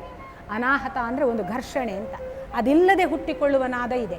ಪ್ರೇಮ ಅಂಥದಕ್ಕೆ ಉದಾಹರಣೆ. ಅಲ್ಲಿ ಘರ್ಷಣೆ ಇಲ್ಲದೆ ಪ್ರೇಮ ಸಂಭವಿಸ್ತದೆ ನೋಡಿ. ಇಲ್ಲಿ ಹುಟ್ಟಿದ ನಾದ ಅದು ಪ್ರೇಮನಾದ, ಅದೊಂದು ವೇದದಂಥ ನಾದ. ಅದಕ್ಕೆ ಇಲ್ಲಿ ಯಾವುದೇ ಘರ್ಷಣೆ ಇಲ್ಲ, ಅಲ್ಲಿ ನೋಡಿದ ಕೂಡಲೇ ಆದ ಒಂದು ಮಿಲನಾಕಾಂಕ್ಷೆ. ಅಂಥ ಒಂದು ಸ್ಥಿತಿ ಇದು.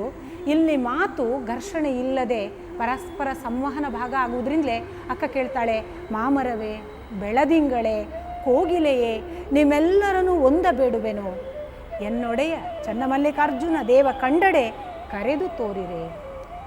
ಇನ್ಯಾರೂ ತೋರಿಸ್ಲಿಕ್ಕೆ ಸಾಧ್ಯ ಇಲ್ಲ ನನಗೆ, ನೀವು ಮಾತ್ರ ತೋರಿಸಬಲ್ಲರು.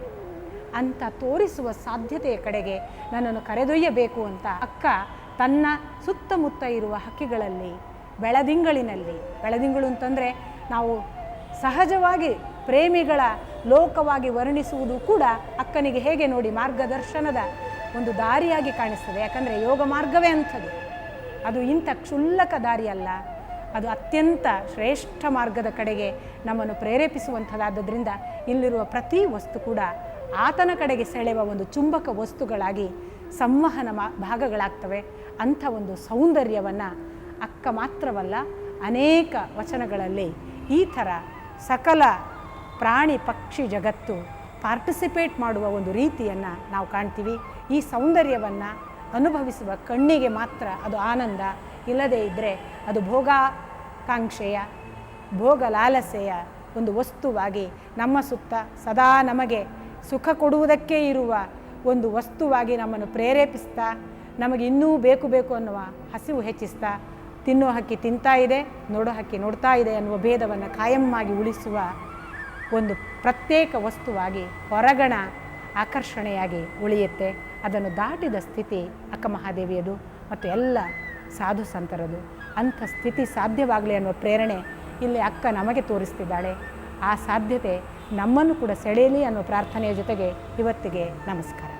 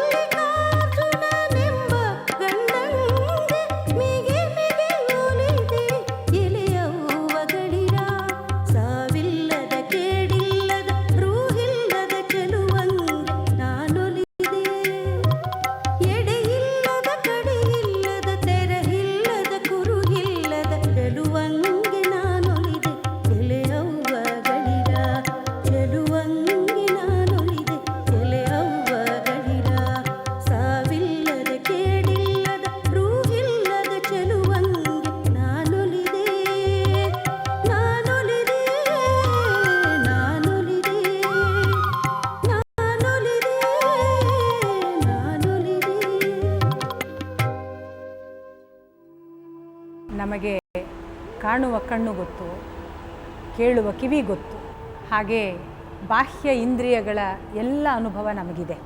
ನಮ್ಮ ಅನುಭವಕ್ಕೆ ಸಿಗಲಾರದ್ದು ನಾವು ಅವ್ಯಕ್ತ ಅಂತೀವಿ, ಅಸಂಗತ ಅಂತೀವಿ, ಆಧ್ಯಾತ್ಮ ಅಂತೀವಿ. ನಮ್ಮನ್ನೇ ನಾವು ನೋಡಿಕೊಳ್ಳುವ ಒಂದು ಕನ್ನಡಿ ಇದೆ, ಅದು ಪ್ರತಿಬಿಂಬ. ಕನ್ನಡಿ ಇಲ್ಲದೇ ಇದ್ದರೆ ಅದಕ್ಕೆ ಅಸ್ತಿತ್ವ ಇಲ್ಲ. ಆದರೆ ಅದು ಅಲ್ಲಿ ಇದೆ ಅಂತ ಹುಟ್ಟಿಸುವ ಭ್ರಮೆ ಇದೆಯಲ್ಲ, ಅದು ನಮ್ಮನ್ನು ನಂಬಿಸ್ತಿದೆ. ಹಾಗಾದರೆ ಕನ್ನಡಿ ತೆಗೆದರೆ ಇರುವುದು ಒಂದೇ. ಹೀಗೆ ಎರಡನ್ನೂ ಇದೆ ಅಂತ ನಂಬಿಸುವ ಒಂದು ಭ್ರಮೆಯಲ್ಲಿ ನಾವಿದ್ದೇವೆ. ಆ ಭ್ರಮೆ ಆಚೆಗೆ, ಅಂದರೆ ಕನ್ನಡಿ ಆಚೆಗೆ ಪ್ರತಿಬಿಂಬ ಹೇಗೆ ಇಲ್ಲವೋ ಹಾಗೆ ಇಲ್ಲಿ ಎಲ್ಲವೂ ಒಂದೇ ಆಗಿ ಇದೆ. ಇದನ್ನು ನಾವು ಸೌಂದರ್ಯದ ಸಂದರ್ಭಕ್ಕೆ ಬಂದಾಗ ಕೂಡ ಅನೇಕ ಬಾಹ್ಯ ಸೌಂದರ್ಯಗಳಲ್ಲೇ ನಾವು ಮುಳುಗಿ ಹೋದವರು. ನೋಡುವುದಕ್ಕೆ ಹೇಗೆ ಕಾಣ್ತೀವಿ ಅನ್ನುವುದೇ ನಮ್ಮ ಅಂತರಂಗವನ್ನು ಕೂಡ ವ್ಯಕ್ತಪಡಿಸುವ ಒಂದು ಸಂಗತಿಯಾಗಿಬಿಟ್ಟಿದೆ. ನಾನು ತುಂಬ ಆರ್ಥೋಡಾಕ್ಸ್ ಆಗಿ ಸಾಂಪ್ರದಾಯಿಕ ರೀತಿಯಲ್ಲಿ ನಿಮಗೆ ಕತೆ ಹೇಳೋದಕ್ಕೆ ಇಷ್ಟಪಡೋದಿಲ್ಲ, ಅಥವಾ ಹಾಗೆ ನೀವು ನನ್ನನ್ನು ಭಾವಿಸಿದರೂ ನನಗೇನು ಕೆಡುಕಿಲ್ಲ. ನೋಡೋದಕ್ಕೆ ಮಾಡರ್ನ್ ಕಾಣಬೇಕು ಅನ್ನುವ ಬಾಹ್ಯ ಪರಿಕರಗಳನ್ನು ತೊಟ್ಟವಳು ನಾನು ಅಂತ ನೀವು ಭಾವಿಸಿದರೂ ನನಗೇನು ಮುಲಾಜುಗಳಿಲ್ಲ, ದಾಕ್ಷಿಣ್ಯಗಳಿಲ್ಲ. ನಮ್ಮನ್ನು ಕಾಣಿಸಿಕೊಳ್ಳುವುದಕ್ಕಾಗಿ ನಾವು ತುಂಬ ಒದ್ದಾಡ್ತೀವಿ. ನಮ್ಮನ್ನು ನೋಡುವುದರ ಕಡೆಗೆ ನಮ್ಮ ಗಮನ ತುಂಬ ಕಡಿಮೆ. ಈ ಕಾಣಿಸಿಕೊಳ್ಳುವುದಕ್ಕೆ ತುಂಬ ಪೂರ್ವಜರ ಕಾಲ ಏನೂ ಬೇಕಾಗಿಲ್ಲ. ನಮ್ಮ ಯೌವನ ಕಾಲದಲ್ಲಿ ನಾನು ಗಮನಿಸಿದ ಒಂದು 20 ವರ್ಷದ ಹಿಂದಿನ ಕಾಲದಲ್ಲಿ ನಾವು ನಮ್ಮನ್ನು ಕಾಣಿಸಿಕೊಳ್ಳುವುದಕ್ಕೆ ಬೇರೆ ಬೇರೆ ಮಾರ್ಗಗಳನ್ನು ಬಳಸ್ತಿದ್ವಿ. ಈ ಉದಾಹರಣೆಗೆ ನಮ್ಮ ಟ್ಯಾಲೆಂಟ್, ಅಂತರಂಗದ ಪ್ರತಿಭೆಗಳ ಮೂಲಕ ನಾವು ನಮ್ಮ ವ್ಯಕ್ತಿತ್ವವನ್ನು ಪ್ರತಿಪಾದಿಸ್ಕೊಳ್ತಾ ಇದ್ವಿ. ನಮಗೆ ನಮ್ಮನ್ನು ಹೇಗೆಲ್ಲ ಗುರುತಿಸ್ಕೊಳ್ಳೋಕೆ ಇಷ್ಟ ಆಗ್ತಿತ್ತು ಅಂತಂದರೆ, ಅವಳು ತುಂಬ ಹುಷಾರು ಅಂತ ಹೇಳಿಸ್ಕೊಳ್ಳೋದು, ಅವಳು ಚೆನ್ನಾಗಿ ಹಾಡಬಲ್ಲಳು ಅಂತ ಕೇಳಿಸ್ಕೊಳ್ಳೋದು, ಅವಳು ಒಳ್ಳೆಯ ನಟಿ ಅಂತ ಅನ್ನಿಸ್ಕೊಳ್ಳೋದು, ಅಥವಾ ಅವಳಲ್ಲಿ ತುಂಬ ಪ್ರತಿಭೆ ಇದೆ, ಒಳ್ಳೆ ಬರೀತಾಳೆ, ಕಥೆಗಾರ್ತಿ, ಕವಯತ್ರಿ ಅನ್ನಿಸ್ಕೊಳ್ಳೋದು, ಅವಳಲ್ಲಿರುವ ಭಾಷಣದ ಗುಣ, ಅವಳ ಮಾತುಗಾರಿಕೆ, ಅದರಲ್ಲಿರುವ ಬುದ್ಧಿವಂತಿಕೆ ಅದು ಪ್ರಚಂಡ ಇದೆ ಅಂತ ಅನ್ನಿಸ್ಕೊಳ್ಳೋದು ನಮಗೆ ಆ ಕಾಲಕ್ಕೆ ಹೆಚ್ಚುಗಾರಿಕೆ ಇತ್ತು. ದೊಡ್ಡ ಸಾವಿರಾರು ಜನ ಸ್ಟೂಡೆಂಟ್ಸ್ ಇರುವ ಕಾಲೇಜುಗಳಲ್ಲಿ ನಮಗೆ ಇಂಥ ಐಡೆಂಟಿಫಿಕೇಷನ್ಗಳು ಇದ್ದವು. ಅವಳು ತುಂಬ ಚೆನ್ನಾಗಿ ಭಾಷಣ ಮಾಡ್ತಾಳಲ್ಲ ಅವಳು, ಆಮೇಲೆ ಬಹಳ ಚೆನ್ನಾಗಿ ಕವಿತೆ ಓದ್ತಾಳಲ್ಲ ಅವಳು, ತುಂಬ ಚೆನ್ನಾಗಿ ಕಥೆ ಬರೀತಾಳಲ್ಲ ಅವಳು. ಈ ಥರದ ವೆರೈಟಿ ಆ ಕಾಲಕ್ಕೆ ಒಂದು ಐಡೆಂಟಿಟಿಗೆ ನಾವು ಬಳಸ್ತಿದ್ದ ಒಂದು ಅಂತರಂಗ ಪ್ರತಿಭೆ. ದುರಂತ ಅಂದರೆ ಇತ್ತೀಚಿನ ದಿನಗಳಲ್ಲಿ ನಮ್ಮನ್ನು ತೋರಿಸಿಕೊಳ್ಳೋದಕ್ಕೆ ಪ್ರತಿಭೆಗಳು ಮಾಧ್ಯಮ ಆಗಿಲ್ಲ. ಎಷ್ಟೋ ಸಂದರ್ಭಗಳನ್ನು ನಾವು ಗಮನಿಸ್ತೀವಿ, ತುಂಬ ಟೈಟ್ ಪ್ಯಾಂಟು, ದೇಹ ಕಾಣುವ ಶರ್ಟು, ಬಿಗಿಯಾದ ಉಡುಪುಗಳನ್ನು ಧರಿಸಿ ಹಾಗೆ ಪ್ರಚಾರ ಪಡಿಸ್ಕೊಳ್ಳುವವರು, ಆ ಮೂಲಕ ದೇಹಾಕರ್ಷಣೆಯಿಂದ ಆಕರ್ಷಿತರಾಗುವವರು, ಆ ಮೂಲಕನೇ ಪ್ರಚಲಿತರಾಗುವವರು ಇವತ್ತು ನಮಗೆ ತುಂಬ ಕಾಣಿಸ್ತಾರೆ. ಅಂದರೆ ಅಂತರಂಗದ ಪ್ರತಿಭೆ ಹ್ರಾಸ ಆಗ್ತಾ ಬಂದು ಹೊರಗಣ ಒಂದು ಪ್ರದರ್ಶನ ಹೆಚ್ಚಾಗ್ತಾ ಇರುವ ಕಾಲ ಇದು. ಅದಕ್ಕೆ ಮೋಡಿಗೆ ಬಲಿ ಬಿದ್ದವರು, ಅದನ್ನೇ ಒಲಿದವರು, ಆ ಒಲಿದದ್ದಕ್ಕೆ ಮಾರು ಹೋಗುವ ಅನೇಕ ಒಂದು ಗಣ, ಇದು ನಮ್ಮ ಅಂತರಂಗದ ಬಲವನ್ನು ಕಡಿಮೆ ಮಾಡ್ತಿದೆ ಅಂತ ನನ್ನ ನಂಬಿಕೆ. ತುಂಬ ಚಿನ್ನಾಭರಣ ಯಾರು ಹಾಕೋಬೇಕು ಅಂತಂದರೆ ಅಂತರಂಗದಲ್ಲಿ ಸತ್ವ ಇಲ್ಲದೆ ಹೊರಗಿಂದಾದರೂ ತೋರಿಸೋಣ ಅನ್ನುವರು. ಒಳಗಣ ಬಲದ ಬಗ್ಗೆ ಬಲಿಷ್ಠ ನಂಬಿಕೆ ಇರುವವರಿಗೆ ಹೊರಗಣ ಸೌಂದರ್ಯದ ಅವಶ್ಯಕತೆ ಬರೋದಿಲ್ಲ. ನಮ್ಮನ್ನೇ ನಾವು ಕೇಳಿಕೊಂಡ್ರೆ ಇದೆಲ್ಲ ಗೊತ್ತಾಗುತ್ತೆ. ನಾನು ಹೇಳಿದ್ದನ್ನು ಉಪದೇಶ ಅಂತ ದಯವಿಟ್ಟು ಭಾವಿಸಬೇಕಾಗಿಲ್ಲ. ನಮಗೆ ನಮ್ಮನ್ನೇ ನೋಡಿಕೊಂಡಾಗ ಗೊತ್ತಾಗುತ್ತೆ ನಾನು ಹೇಗಿದ್ದರೆ ಸಾಕು ಅಂತ. ಹಾಗೆ ಇರುವುದೇ ನಮ್ಮ ಅಂತರಂಗ ಸೌಂದರ್ಯ. ಅದನ್ನೇ ಬೇಂದ್ರೆ ಹೇಳಿದರು, ಕಣ್ಣಿಗೂ ಕಣ್ಣಾಗಿ ಒಳಗಿಹುದು, ರೂಪಲಾವಣ್ಯಕ್ಕೆ ಅದು ಅಳೆಯಲು ಬಾರದು, ಅವುಗಳು ಇದರೊಂದು ಕಣವಿಹು ಅಂತ. ಸೌಂದರ್ಯವೆಂಬುದು ಕಣ್ಣಿನ ತುತ್ತಲ್ಲ. ನಮ್ಮ ಹೊರಗಣ್ಣಿಗೆ ಕಾಣುವ ಸೌಂದರ್ಯವಲ್ಲ ಅಂತ. ಈ ಅಂತರಂಗದ ಸೌಂದರ್ಯವನ್ನು ಅಂತರಂಗದ ಬಲದಿಂದಲೇ ಗ್ರಹಿಸಬೇಕು ಮತ್ತು ಕಾಣಬೇಕು. ಹಾಗೆ ಕಾಣಿಸಿಕೊಂಡಾಗ ಮಾತ್ರ ಈ ಹೊರಗಣ ಸಂಗತಿ ನಮಗೆ ತೋರ್ಪಡಿಕೆಗೆ ಕಾಣುವ ಬಲ ಅಂತ ಅರಿವಿಗೆ ಬರ್ತಿದೆ.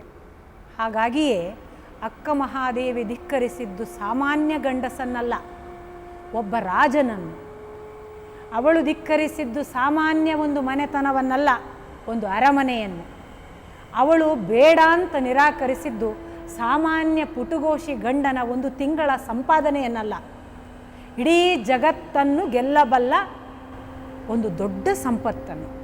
ಈ ನಿರಾಕರಣೆ ಯಾಕೆ ಸಾಧ್ಯ ಆಯಿತು ಅಂತಂದರೆ, ಅಂತರಂಗದ ಗಂಡನನ್ನು ಕಾಣುವ ಕಣ್ಣು ಅವಳಿಗಿತ್ತು. ಅವಳಿಗೆ ಗೊತ್ತಿತ್ತು, ನೆಲ ನಿಮ್ಮದು, ಜಲ ನಿಮ್ಮದು, ಸುಳಿದು ಬೀಸುವ ಗಾಳಿ ನಿಮ್ಮದಯ್ಯ, ನಿಮ್ಮ ಅನ್ನವನುಂಡು ಅನ್ಯರನ್ನು ಪೊಗಳುವ ಕುನ್ನಿಗಳನ್ನು ಏನೆಂಬೆ ಕೇಳ ರಾಮನಾಥ ಅನ್ನುವ ಸ್ಥಿತಿ. ಈ ಸ್ಥಿತಿಯಲ್ಲಿ ಅಕ್ಕ ಇದ್ದದ್ರಿಂದ ಇದು ಎಷ್ಟು ದಿನ, ಈ ರಾಜ ಎಷ್ಟು ದಿನ? ಯಾಕೆ? ಇವನು ಸಾವ ಕಿಡುವ ಗಂಡ. ಇವನು ಇವತ್ತು ಇದ್ದಾನೆ, ನಾಳೆ ಇರ್ತಾನೆ ಅಂತ ನಿಯಮ ಇಲ್ಲ. ಇವನು ಇವತ್ತು ಸುಖ ಕೊಡ್ತಾನೆ, ನಾಳೆಯೂ ಇದೇ ಸುಖ ನಾನು ಬೇಕು ಅಂತ ಅಪೇಕ್ಷೆ ಪಡುವಂತಹ ಅಪೂರ್ಣ ಅವಸ್ಥೆ ಕೊಡುವವನು ಇವನು. ಇವನು ಮುಕ್ತಾಯನಲ್ಲ, ಇವನು ಮುಕ್ತನೂ ಅಲ್ಲ. ಇವನಾಚೆಗೆ ನಾನು ಏನನ್ನೋ ಬೇರೆ ನೋಡಬೇಕಲ್ಲ, ಬೇರೆ ಹುಡುಕಬೇಕಲ್ಲ. ಆ ಅಂತರಂಗದ ಕಣ್ಣನ್ನು ಅಕ್ಕ ತೆರೆದದ್ದರಿಂದಲೇ ಅವಳಿಗೆ ಅಕ್ಕ ಈ ಕೌಶಿಕನಂಥ ಸಾಮಾನ್ಯ ಗಂಡನ ಕಡೆಗೆ ಒಲಿಯದಂತೆ ಮಾಡಿತ್ತು.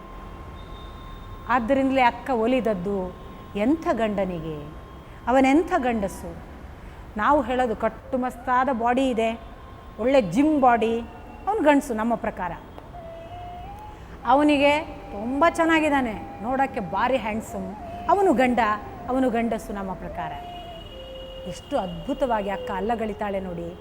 ಸಾವಿಲ್ಲದ, ಕೇಡಿಲ್ಲದ, ರೂಹಿಲ್ಲದ, ಚೆಲುವಂಗೆ ನಾನೊಲಿದೆ. ಅರೆ ರೂಪ ಇಲ್ಲ ಅಂತಾಳೆ, ಅವನು ಚೆಲುವ ಅಂತಾಳೆ. ಇದು ಕಾಂಟ್ರಡಿಕ್ಷನ್.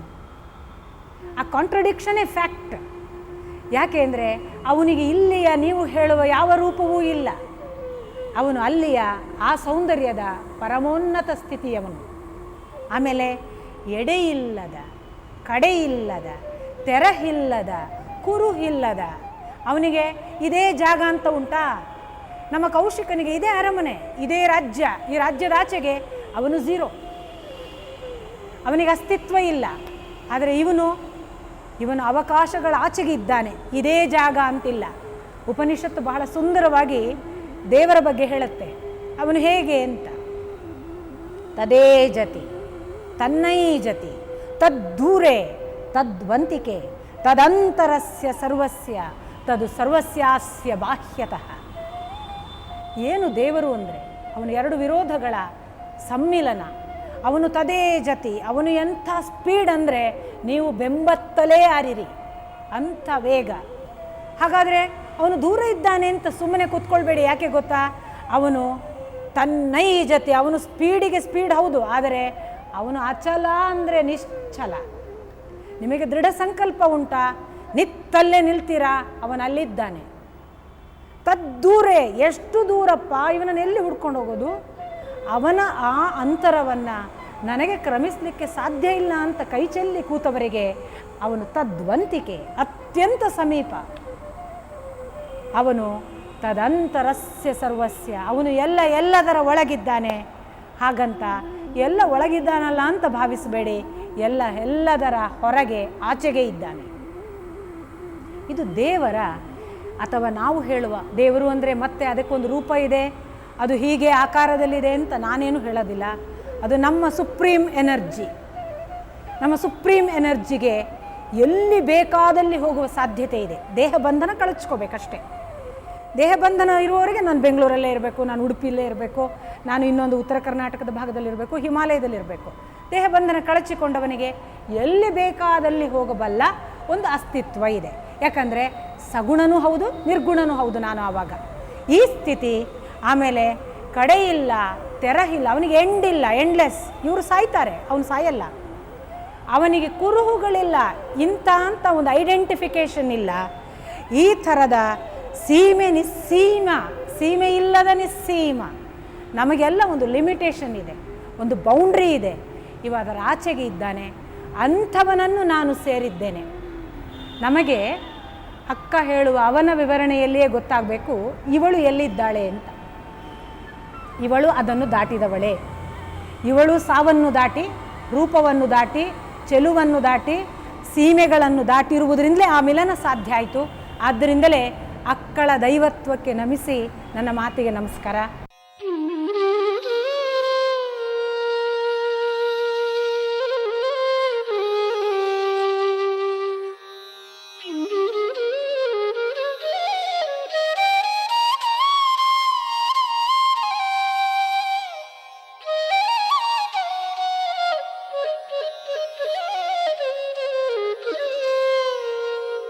ಕಾಣುತ್ತ ಕಾಣುತ್ತ ಕಂಗಳ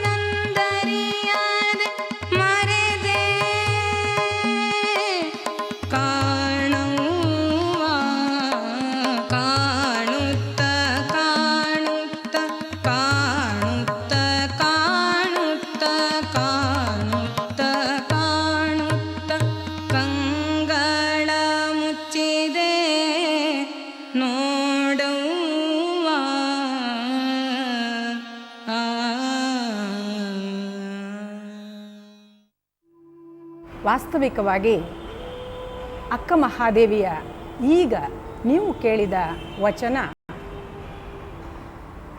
ಪ್ರತಿ ವಚನ ಕೂಡ ಅಕ್ಕ ಮಹಾದೇವಿಯ ಈ ಒಂದು ವಚನ ಅಂತ ನಾನು ಹೇಳೋದಿಲ್ಲ.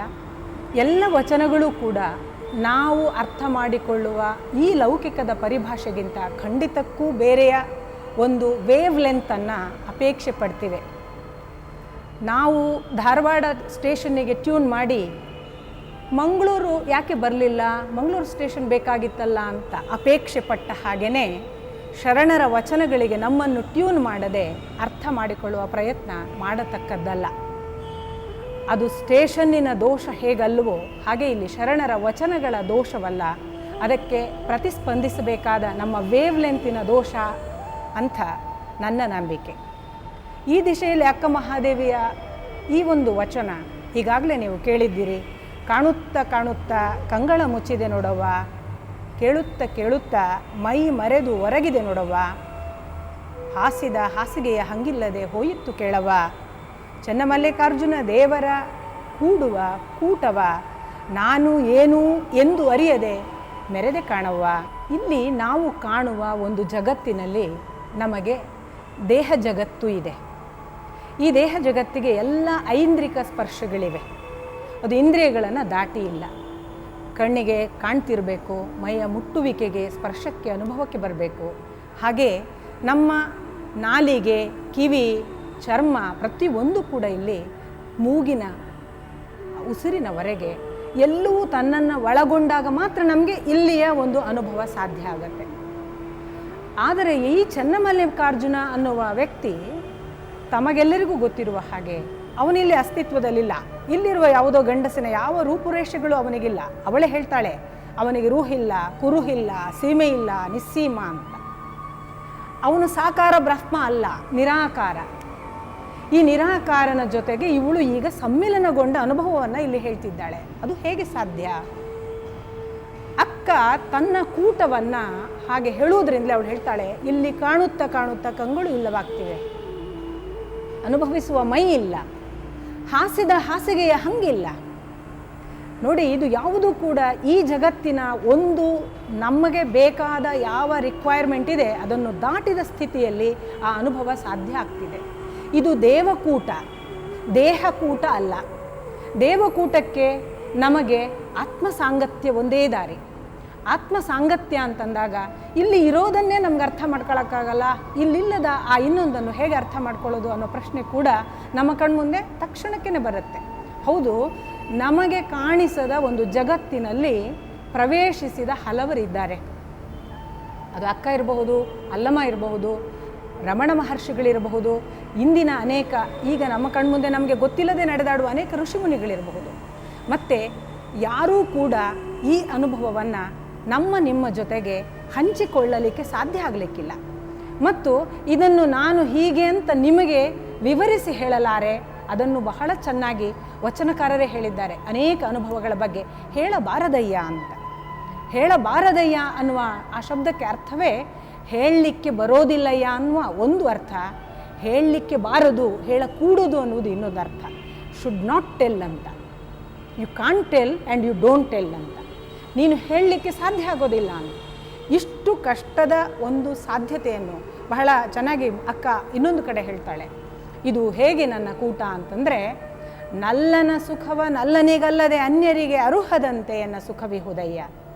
ತುಂಬ ಸುಂದರವಾಗಿ ನಮಗೆ ಗೊತ್ತು, ದೈಹಿಕ ಸುಖದ ಪರಾಕಾಷ್ಠೆಗೆ ಹೋದ ಒಬ್ಬ ಗಂಡು ಒಬ್ಬ ಹೆಣ್ಣು ತಮ್ಮ ಪರಸ್ಪರ ಸುಖಾನುಭವವನ್ನು ಹಂಚಿಕೊಳ್ಳಿ ಅಂತ ಕೇಳಿಸಿಕೊಂಡ್ರೆ ತುಂಬ ಮುಕ್ತವಾಗಿ ತಮ್ಮ ಪರಸ್ಪರ ಅನುಭವವನ್ನು ಗಂಡ ಹೆಂಡತಿಗೆ ಹೇಳಲಾರ, ಹೆಂಡತಿ ಗಂಡನಿಗೆ ಹೇಳಲಾರ. ಸುಖಾನುಭವ ಆಯಿತು ಅಂತ ಅಷ್ಟೇ ಹೇಳ್ಬೋದು, ವೈಯಕ್ತಿಕವಾಗಿ ಅದು ಹೇಗಿತ್ತು ಅಂತ ವಿವರಿಸಲಾರ. ದೇಹಕ್ಕೆ ಇಷ್ಟು ಕಾಠೋರ್ಯ ಆದ ಬಳಿಕ, ಅಂದರೆ ದೇಹಾನುಭವವೇ ಇಷ್ಟು ನಮಗೆ ವಿವರಿಸಲಾಗದ ಒಂದು ಸ್ಥಿತಿಗೆ ನಮ್ಮನ್ನು ಕೊಂಡೊಯ್ಯುತ್ತದೆ ಅಂತ ಆದಮೇಲೆ ಅದರ ಆಚೆಗೆ ಹೋದ ಅಕ್ಕ ಇಲ್ಲಿ ಅನುಭವವನ್ನು ಮೀರಿ ಅದನ್ನು ಸೇರಿದ ಬಳಿಕ ಅದನ್ನು ವಿವರಿಸಬೇಕಾದರೆ ಅವಳು ಇಲ್ಲಿ ಇಲ್ಲದ ಅಥವಾ ಇಲ್ಲಿಗೆ ನಮಗೆ ಕಾಣಿಸುತ್ತಿರುವ ಸಂಗತಿಗಳು ಅಲ್ಲ ಅಂತ ಅಷ್ಟೇ ಹೇಳ್ತಿರಬಹುದು. ಬದಲಾಗಿ ಅದು ಹೇಗೆ ಅಂತ ವಿವರಿಸಲಿಕ್ಕೆ ಆಗೋದಿಲ್ಲ. ಇದನ್ನು ನಮ್ಮ ಎಲ್ಲ ವಚನಕಾರರು ನೀವು ಗಮನಿಸಿದರೆ ಆ ಗಂಡನ ಕುರಿತ ಗಂಡು ಕಲ್ಪನೆಯೇ ನಾವು ಭಾವಿಸುವ ಗಂಡಿಗಿಂತ ತುಂಬ ಭಿನ್ನವಾಗಿ ಬಹಳ ರೋಚಕವಾಗಿ ಮತ್ತು ಹೀಗೂ ಸಾಧ್ಯವಾ ಅಂತ ಬೆರಗಾಗುವಷ್ಟು ಸ್ಪಷ್ಟವಾಗಿ ವಚನಕಾರ್ತಿಯರು ಕೂಡ ಅಲ್ಲಲ್ಲಿ ಪ್ರಕಟಿಸಿದ್ದಾರೆ. ಅದಕ್ಕೆ ತುಂಬ ಒಳ್ಳೆಯ ಉದಾಹರಣೆ ಕದಿರ ರೆಮ್ಮವೆ ಅನ್ನುವ ಬಹುಶಃ ಒಂದೇ ವಚನ ಸಿಗತ್ತೆ. ಅವಳು ಒಂದು ವಚನದಲ್ಲಿ ಹೇಳುವ ತನ್ನ ಗಂಡನ ವಿವರಣೆ ಬಹುಶಃ ಅಕ್ಕ ಹೇಳುವ ಎಲ್ಲ ಗಂಡನ ವಿವರಣೆಗಿಂತ ಬಹಳ ಅದ್ಭುತವಾಗಿ ಮತ್ತು ತುಂಬ ವಿಶೇಷ ರೀತಿಯಿಂದ ಆ ಗಂಡನ್ನು ವಿವರಿಸುವ ಒಂದು ಸೌಂದರ್ಯ ಆ ವಚನದಲ್ಲಿದೆ. ವಚನ ಹೀಗಿದೆ: ಎಲ್ಲರ ಗಂಡರು ತೊಳಸಿಕ್ಕುವರು, ಎನಗಂಡಂಗೆ ತೊಳಸುವುದಿಲ್ಲ. ಎಲ್ಲರ ಗಂಡರು ಬಸಿವರು, ಎನಗಂಡಂಗೆ ಬಸಿಯುವುದಿಲ್ಲ. ಎಲ್ಲರ ಗಂಡಂಗೆ ಅಂಡದ ಬೀಜವುಂಟು, ಎನಗಂಡಂಗೆ ಅಂಡದ ಬೀಜವಿಲ್ಲ.